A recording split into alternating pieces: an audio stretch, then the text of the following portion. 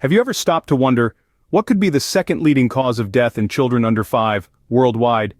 It may surprise you, but it's not a terrifying monster or a complex medical condition. It's simple dehydration, a consequence of diarrheal disease. This invisible enemy lurks in the corners of our globe, striking the young and the vulnerable with a severity that is often underestimated. It's an issue that touches every corner of the world, from the bustling cities to the most remote villages. Diarrheal disease doesn't discriminate, but it does hit the youngest among us the hardest. It's a global crisis, stealing the lives of countless children under 5 each year. But here's the twist, it's a preventable and treatable condition. With the right knowledge and resources, we can fight back. It's a silent yet deadly enemy, dehydration due to diarrheal disease. So, what sparks off this deadly condition?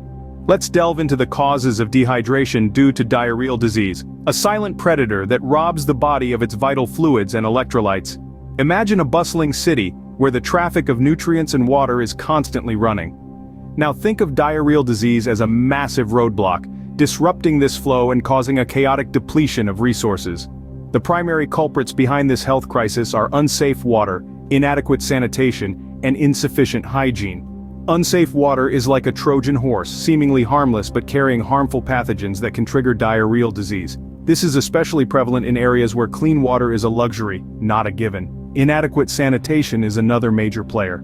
Without proper waste disposal systems, harmful germs find their way into water sources and food supplies, sparking off a domino effect that leads to widespread disease. Insufficient hygiene, like not washing hands properly, can also contribute to the spread of these pathogens. It's a chain reaction where one infected individual can unknowingly become a vector, spreading the disease to others. Now, let's switch gears and talk about the symptoms of dehydration. Thirst is the body's initial cry for help, a signal that it needs more water. However, as dehydration progresses, the body starts rationing its remaining water supply, leading to less frequent urination. The color of your urine can also be a telltale sign.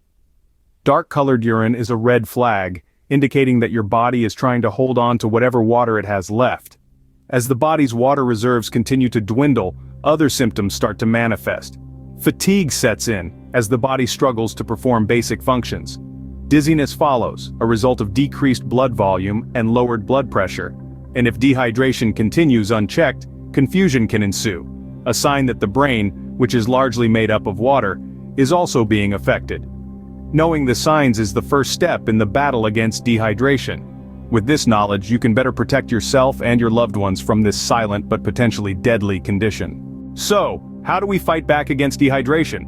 Well, the primary weapon in our arsenal is rehydration. The aim is to replace lost fluids and electrolytes.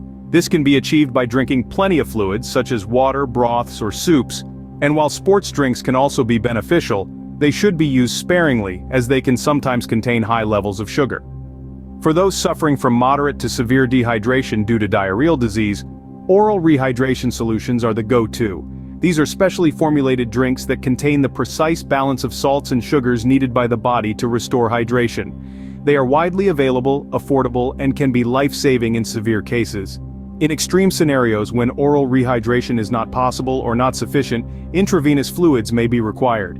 This involves administering fluids directly into the bloodstream under medical supervision. It's a more invasive approach and typically used only in severe cases or when the patient is unable to drink due to illness. But remember, prevention is always better than cure.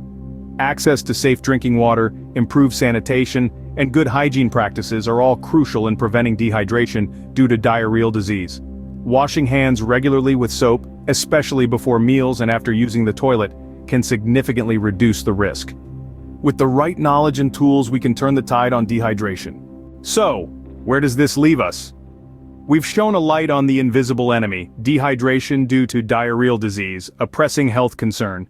We've explored its causes from contaminated water to poor hygiene and its symptoms like fatigue and dizziness. And we've navigated the paths to treatment and prevention, highlighting the importance of rehydration and sanitation. It's a lot to take in, but it's vital.